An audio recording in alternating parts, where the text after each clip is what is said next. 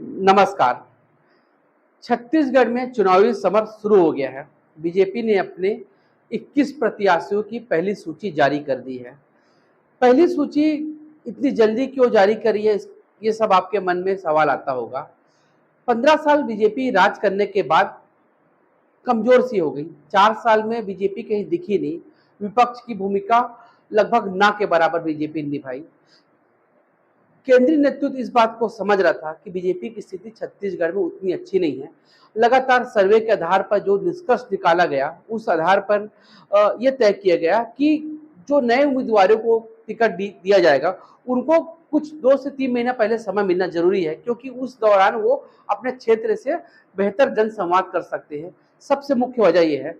दूसरा, बीजेपी ने एक बड़ा मास्टर स्ट्रोक कह सकते हैं कि चला, जहां बीजेपी छवि पुराने नेताओं के तौर पे टिकट देने मानी जाती थी, वहीं पर इस बार नए युवाओं चेहरों को टिकट दिया गया, जो लगातार जमीन से जुड़े हुए लोग हैं।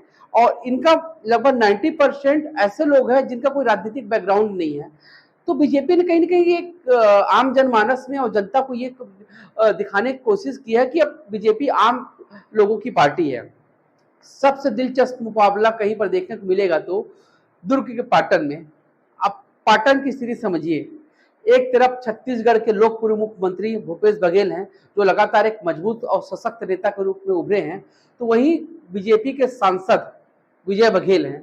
दूसरा एक दिलचस्प पहलू यहाँ पर यह भी आता है कि दोनों रिश्ते में चाचा भतीजे हैं, और दोनों एक दूसरे को चुनाव जीत भी चुके हैं और एक दूसरे को चुनाव हरा भी चुके हैं। तो लगातार ये चर्चा का विषय बना हुआ है कि सबसे एक हाई प्रोफाइल सीट होने वाली है कि पाटन। इसमें कोई शक नहीं, छत्तीसगढ़ में सबसे हाई प्रोफाइल सीट कहीं होने वाली है तो पाटन होने वाली है। विजय बघेल को पाटन से लड़ाने का मतलब बीजेपी साफ साफ यह दिखाना चाहती है, यह स्पष्ट करना चाहती है कि बीजेपी किसी भी सीट को हल्के में ले रही है और हर सीट पे मजबूती से अपनी दावेदारी ठोकेगी। वहीं पर दोनों पार्टियों में अब संशय की स्थिति बनी हुई है।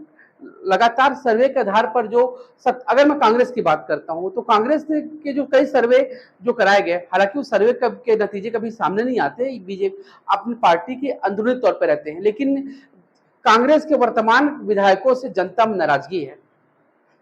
सर्वे के आधार पर कह रहा हूं करें तो कहीं न कहीं कांग्रेस पे भी एक चिंता का विषय है कि कई सीट को बदलना है, कई विधायकों को उनको चेंज करना है, तो एक भीतरघात की बगावत भी होना है। तो कांग्रेस ने इसका तरीका निकाला है कि आप सबको मौका दे रही है, आप भाई साहब बायोडाटा जमा करिए।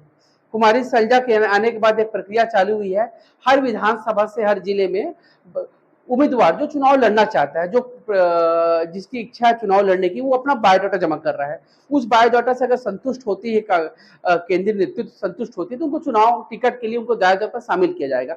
अभी कितना लोकतांत्रिक तरीके से होता है, कितना लोकतांत्रिक तरीके से नहीं होता है, ये सब जानते हैं। अक्सर भारतीय राजनीति में देखा जाता है कि नेता हेलीकॉप्टर शॉट से आ जाते हैं, जो आम जनता होते नहीं है। अब कांग्रेस किस तरीके से इसको लेती है, कैसे लोग को टिकट देती है, क्योंकि कांग्रेस के ऊपर जिम्मेदारी बढ़ गई है। भूपेश बघेल का सबसे बड़ा जिम्मेदारी है कि किस तरीके से अपने सरकार को रिपीट किया जाए।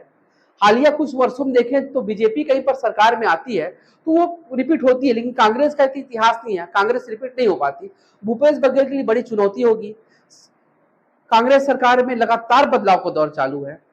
प्रदेश अध्यक्ष के बदला गया, प्रभारी बदला गया। अब कहीं न कहीं सारा जिम्मेदारी और कहने से सारा मतलब एक प्रभाव भूपेश बघेल का है। भूपेश बघेल एक सशक्त नेता के तौर पर उभरे हैं। छत्तीसगढ़ में उनकी छवि एक ठेठ छत्तीसगढ़िया, जो बोलते हैं ना हमारे छत्तीसगढ़ में, ठेठ छत्तीसगढ़िया के रूप में उभरे हैं। उनकी सबसे बड़ी ताकत है वो बीजेपी के पिच में खेल रहे हैं। वो राम की बात भी करते हैं, गांव की बात भी करते हैं, तो लगातार इस तरीके से। तो वही दूसरी ओर बीजेपी की स्थिति की बात करें तो बीजेपी के पास अभी कोई चेहरा नहीं है। हालांकि रमन सिंह बड़े कद के नेता हैं, 3 बार के मुख्यमंत्री रहे हैं, लेकिन बीजेपी के केंद्रीय नेतृत्व इस बार किसी को मुख्यमंत्री प्रोजेक्ट करने की मूड में नहीं दिख रहा है। वो मोदी जी के चेहरे पर नाम पर चुनाव लड़ने के मूड में है। और सबसे बड़ी बात बीजेपी की जो आ रही है, वो नए चेहरों को मौका दे रहा है। पुराने लोगों को दरकिनार किया जा रहा है। अभी मोदी जी का जब रायपुर में सभा हुआ तो उसमें देखा गया पुराने नेताओं को, रमन सिंह के अलावा पुराने नेताओं को दरकिनार कर दिया गया। एक स्पष्ट संदेश है कि नए युवाओं की टीम के साथ बीजेपी चुनाव में आगे बढ़ेगी और एक सशक्त और मजबूती से चुनाव लड़ने का मन बना लिया है। लगातार केंद्रीय नेतृत्व इस पर मंथन किया जा रहा है। दूसरी सूची 10 से 20 दिन बाद आने की संभावना व्यक्त की जा रही है। वहीं पर कांग्रेस की अपनी पहली सूची जल्द जारी करने का संदेश दे चुके हैं।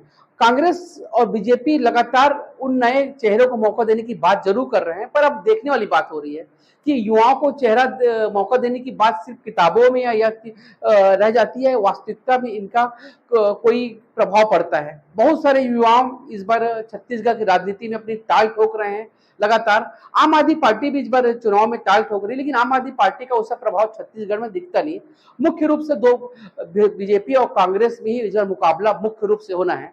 अब कौन बनेगा मुख्यमंत्री, किसकी होगी हार, ये लगातार जमीनी हकीकत के तौर पर मैं आपको रूबरू कराऊंगा। और एक नई सीरीज भी चालू कर रहा हूं। इस सीरीज में उन नेताओं को भी मौका देना है जो लगातार चुनाव लड़ना तो चाहते हैं, जो लगातार पार्टी के समर्थित तो हैं, जो समाज के लिए उत्कृष्ट कार्य तो किए, लेकिन किसी वजह से उनको टिकट नहीं मिल पाता। ऐसे लोगों को मैं सामने लाऊंगा, उन शीर्ष नेतृत्व तक बात पहुंचाएंगे कि भाई ऐसे इनको टिकट क्यों नहीं दिया जाए। तो लगातार छत्तीसगढ़ की तमाम महत्वपूर्ण खबरों के लिए, राजनीतिक खबरें जिसे महत्वपूर्ण है, मेरे साथ बने रहिए। मिलते हैं